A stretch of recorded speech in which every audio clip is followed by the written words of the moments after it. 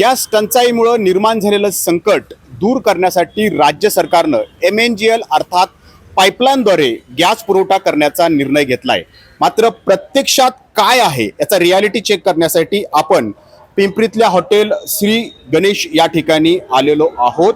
इथं सध्या खवय्ये आलेले आहेत, ते या ठिकाणी हॉटेलमधल्या मेनूचा आस्वाद घेत आहेत।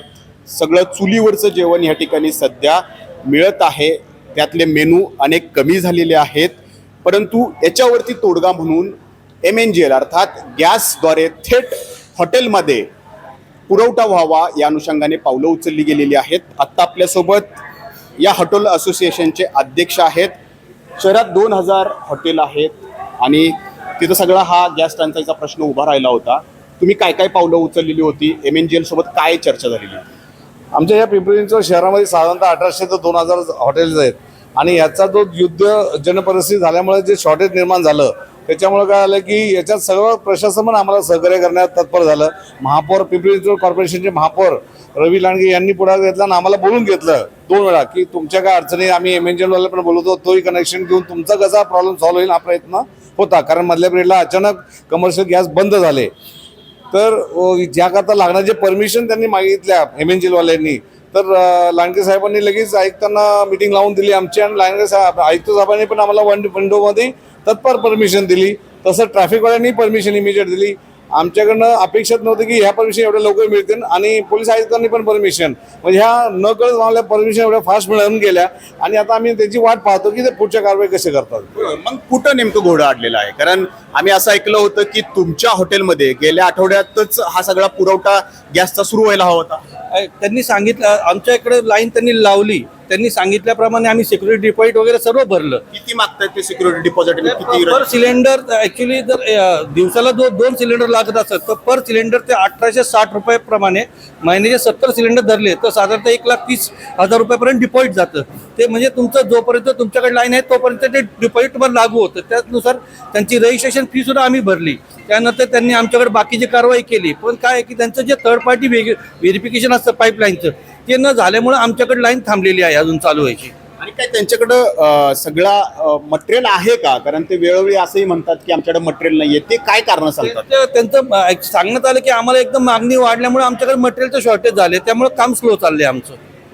आता यामुळं काय नवीन संकट उभं राहू शकतं? कारण गेली महिनाभर तुम्ही वेगवेगळ्या समस्यांमधून पूर्णपणे आलात। MNGLची तयारी तुम्ही दर्शवलेली आहे पाईपलाईन म्हणजे गॅस घेण्याची।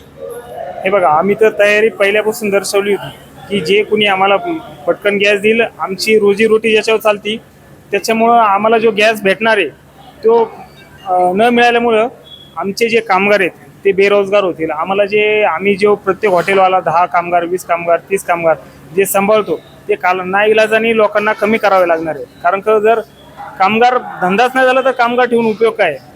मग याच्यामुळं आम्ही MNGLला एवढंच रिक्वेस्ट करू की लवकरात लवकर प्रत्येक हॉटेलला आपण ही लाईन द्यावी, जेणेकरून सगळ्या हॉटेलवाल्यांचं सुरळीत रोजीरोटी चालेल। राज्य सरकारकडे काय साकडं तुम्ही घाला? कारण राज्य सरकार तर पाठपुरावा घेतंय की या पाईपलाईनद्वारे थेट घरोघरी असेल, हॉटेलमध्ये असेल, व्यावसायिकांपर्यंत गॅस पोहोचवण्यासाठी। राज्य शासनाला आमची एवढीच विनंती आहे की आपण याच्यामध्ये लक्ष देऊन MNGLचे अधिकारी पण थोडं तुम्ही तुमच्या साईडनी यांनी स्ट्रिक्ट करून जेवढं लवकरात लवकर होता येईल, 1 विंडो करता येईल अजून तेवढं लवकरात लवकर करून आमच्या समस्या या सोडवण्याचा प्रयत्न करावा। तर राज्य सरकारकडून गॅस टंचाईची जी डोकेदुखी वाढलेली आहे ती कमी करण्यासाठी त्यांनी MNGL अर्थात पाईपलाईनद्वारे गॅस पुरवठा करण्याचा निर्णय घेतलाय खरा, मात्र तो गॅस पुरवठा जो आहे तो MNGL कडून होतोय का हा खरा प्रश्न आहे आणि त्याचं उत्तर पिंपरी चिंचवडमधले हॉटेल व्यावसायिक जे आहेत ते नाही असं देत आहेत।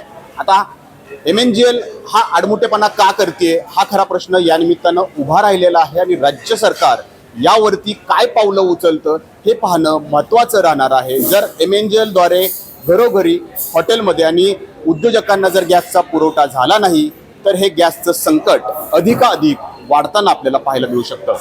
कॅमेरामॅन शैलेश जाधवसह नाजिब मुल्ला, ABP माझा, पिंपरी चिंचवड। ABP माझा, उघडा डोळे बघा नीट।